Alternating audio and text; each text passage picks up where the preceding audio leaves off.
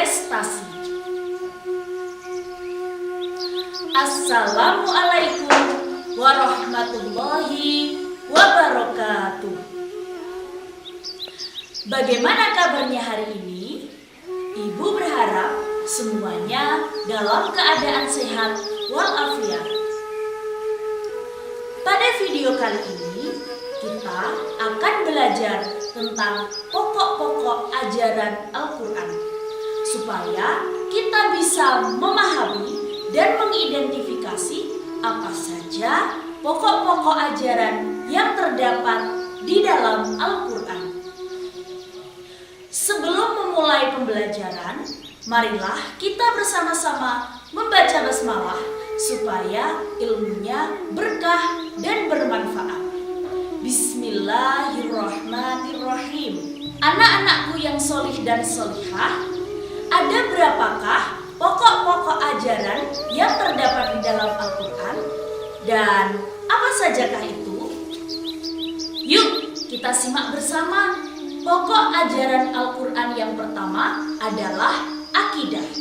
Akidah merupakan kepercayaan atau keyakinan yang diyakini kebenarannya dengan sepenuh hati oleh umat muslim, diikrarkan dengan lisan dan diwujudkan dalam amal perbuatan sehari-hari. Dalam hal akidah, sebagaimana dijelaskan di dalam Quran surat Al-Ikhlas. Bismillahirrahmanirrahim.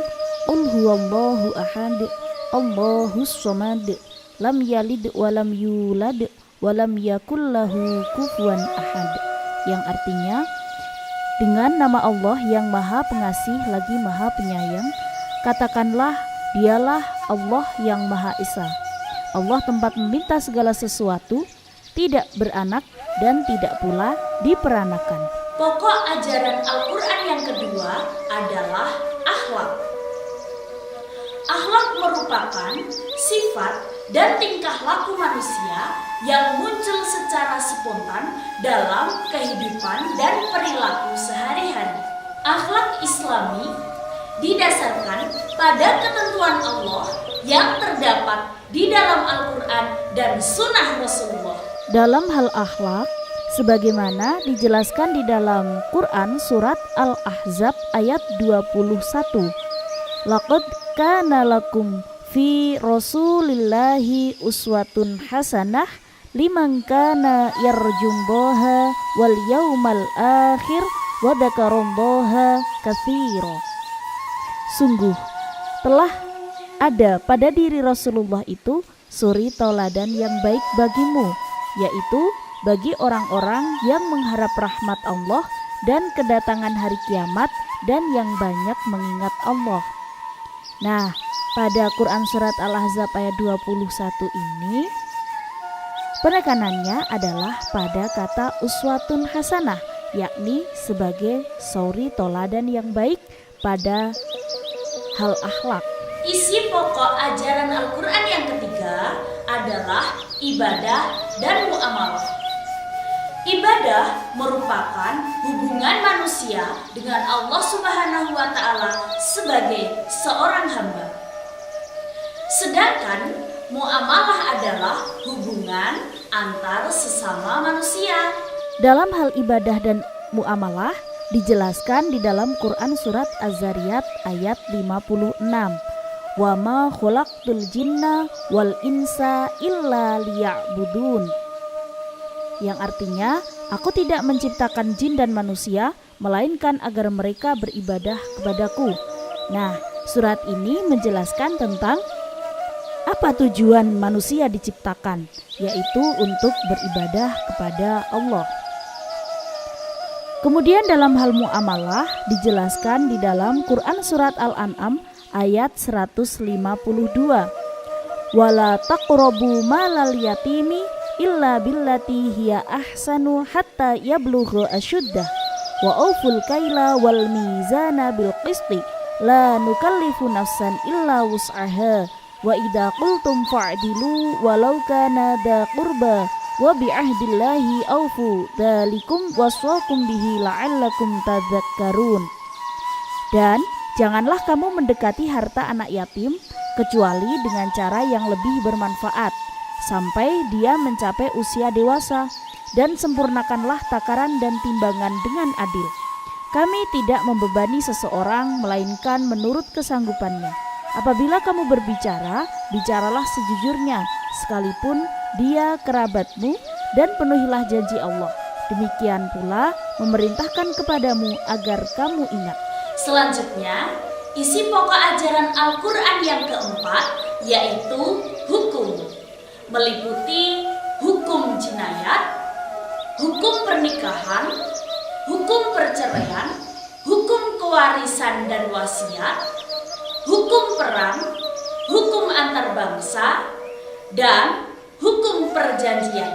Al-Quran yang keempat yaitu tentang hukum dijelaskan di dalam Quran surat Al-Baqarah ayat 178 yang berbunyi, A'udzu billahi minasyaitonir rajim. Bismillahirrahmanirrahim. Ya ayyuhalladzina amanu kutiba 'alaikumul qisasu fil qatl. Al-hurru bil hurri wal 'abdu bil 'abdi wal untha bil untha. Faman 'ufiya lahu min akhihi syai'un fatiba'un bil ma'rufin wa ada'un ilaihi bi ihsan. Dalika takhfifum mir rabbikum wa rahmah. Faman i'tada ba'da dalika falahu 'adzabun alim. Isi pokok ajaran Al-Quran yang kelima adalah sejarah. Al-Quran menceritakan kisah-kisah orang terdahulu dan para nabi. Tujuan diceritakan adalah supaya dapat diambil hikmah dan pelajarannya pada masa sekarang. Dalam hal sejarah dicontohkan pada Quran surat Yusuf ayat 11 yang berbunyi, A'udzu billahi minasyaitonir rajim. Bismillahirrahmanirrahim. Laqad kana fi qasasihim ibratan liulil albab. Ma kana haditsan yuftara walakin tasdiqal ladzi baina yadayhi wa tafsila kulli syai'in wa hudaw wa rahmatan liqaumin yu'minun. Sungguh, pada kisah-kisah mereka itu terdapat pengajaran bagi orang yang mempunyai akal. Al-Quran itu bukanlah cerita yang dibuat-buat, tetapi membenarkan kitab-kitab yang sebelumnya, menjelaskan segala sesuatu dan sebagai petunjuk dan rahmat bagi orang-orang yang beriman. Nah, di sini dijelaskan bahwa salah satu pokok ajaran Al-Quran adalah sejarah yang mempunyai tujuan untuk memberikan pelajaran bagi orang-orang yang mempunyai akal. Isi pokok ajaran Al-Quran yang keenam adalah ilmu pengetahuan atau sains.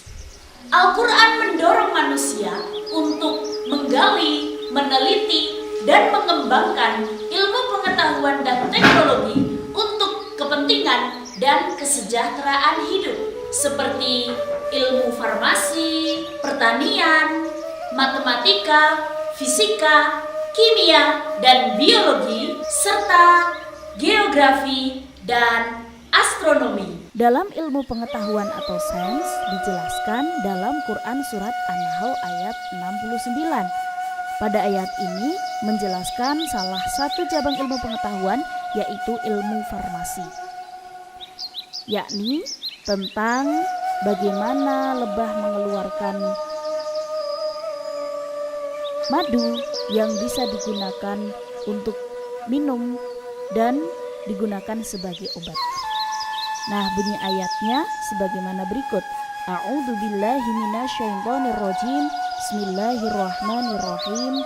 Tsumma kulli min kulli thamaratin fasluki subula rabbika dulula yakhruju min butuniha syarabun mukhtalifan alwanuhu fihi shifaa'un linnasi inna fi dzalika laayatin liqaumin yatafakkarun.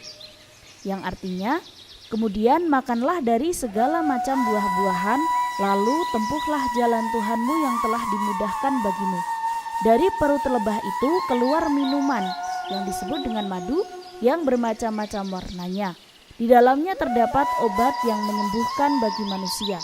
Sungguh, pada yang demikian itu benar-benar terdapat tanda kebesaran Allah bagi orang-orang yang berfikir.